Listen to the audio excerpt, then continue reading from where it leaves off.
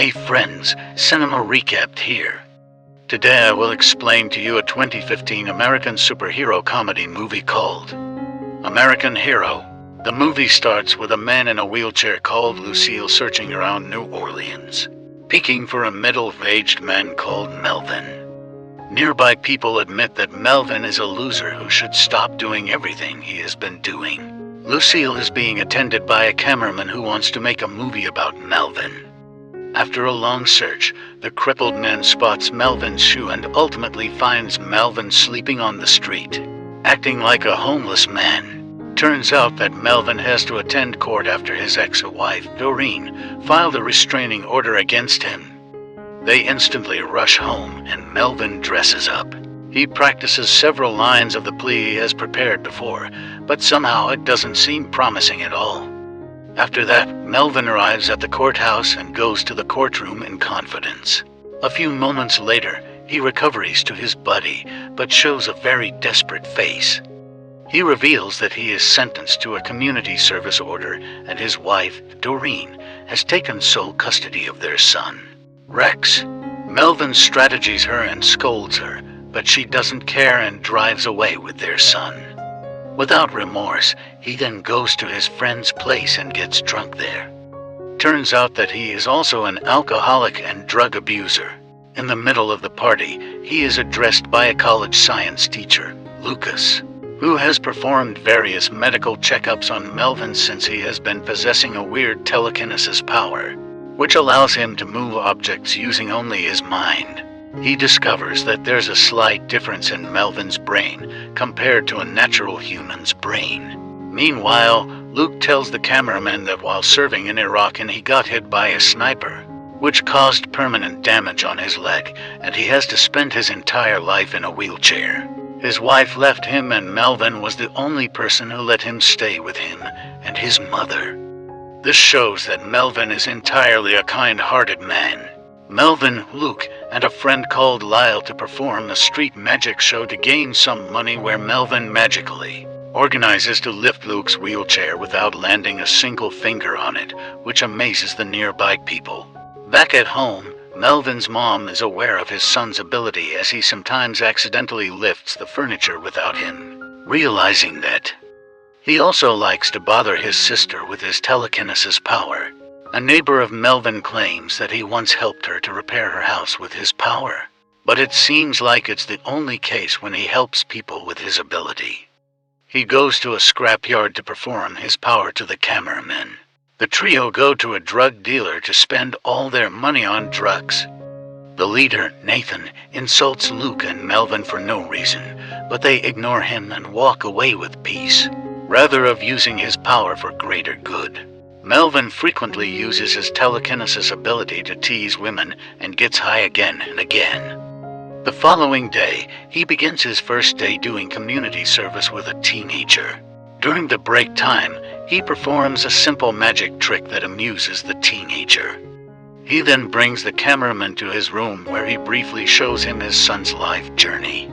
He continues living his boring life as a loser and nobody. As usual, Melvin, supported by Luke, comes to Lucas to monitor his brain's activity and condition. At this point, Lucas urges Melvin to consult with a professional as he is not capable of diagnosing what is happening to his brain. Nonetheless, he refuses to do so. He is confident that he will be okay. While enjoying their afternoon, they are confronted by a local officer, Jimmy, who is worried about them. He reminds the superhero not to waste his gifted power by constantly getting high and doing nothing. Melvin takes the advice and attempts to use his power for something useful. He organizes to take down robbers effortlessly. Nonetheless, instead of returning the stolen money, he takes the money and spends it on alcohol and drugs. During the party, he feels severe pain in his chest and passes out.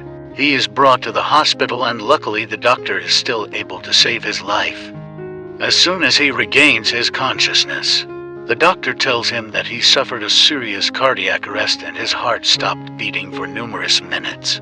After being discharged from the hospital, Melvin realizes that he is wrong all the time and intends to use his power to fight crime. He is also committed to becoming sober and hoping that he would meet his son, Rex, again. Luke is happy hearing that and promises he will give his full assistance to him. He returns to the lab and starts practicing to use his telekinesis in a proper way.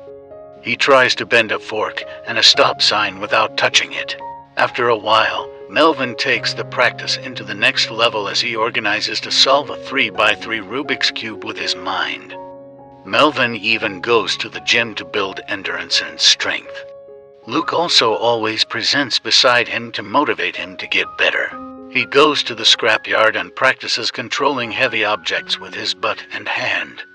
Unfortunately, at this point he still can only watch his son from a distance.